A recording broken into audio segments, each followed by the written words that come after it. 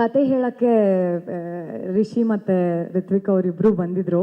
ಕತೆ ತುಂಬ ಇಷ್ಟ ಆಯಿತು ನನಗೆ. ಬಟ್ ಅದೇ ಅವ್ರು ಹೇಳಿದ ಆ ಟೈಮ್ಗೆ ನಾನು ಬೇರೆ ಶೂಟ್ ಒಪ್ಕೊಂಡ್ಬಿಟ್ಟಿದ್ದೆ. ನನಗೆ ಸಂದಿಗ್ಧ ಪರಿಸ್ಥಿತಿ. ಇವಾಗ ಚೆನ್ನಾಗಿದೆ ಕತೆ, ಆದರೆ ಡೇಟ್ಸ್ ಮ್ಯಾಚ್ ಆಗ್ತಾಯಿಲ್ಲ, ಏನು ಮಾಡೋದು ಅಂತ ಕಷ್ಟಪಟ್ಟು ಇಲ್ಲ ಆಗಲ್ಲ ಅಂತ ಹೇಳಿಬಿಟ್ಟೆ.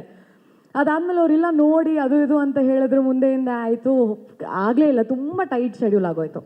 ಸರಿ, ಅದು ಮುಗಿತು.